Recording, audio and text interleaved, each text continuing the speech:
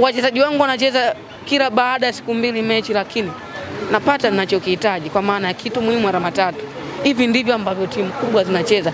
Kama mtazame hata National hali akicheza kwenye michuano ya kimataifa, japokuwa ametolewa lakini bado aliendelea kuwa fundo kwa vilabu vingine. Hivi sasa Simba, Mamelodi Sundowns wanafanikiwa kwa sababu walijifunza kutoka kwa National hali. So inabidi vilabu vingine kwenye ligi yetu wajifunze kutoka kwa Simba. Sababu mafanikio siku zote yanakuja kwa jitihada binafsi, lakini kwa kuwa na shauku ya kile ambacho mwenzako amekifanya, kwa maana kujifunza kwa wengine. Sio? So to me nafikiri kwamba Simba anapata kitu muhimu ambacho Yanga wanakikosa. Yanga wamekosa kwenda kwenye michuano ya kimataifa, wakaishia makundi, si ndio? Hatua ya makundi.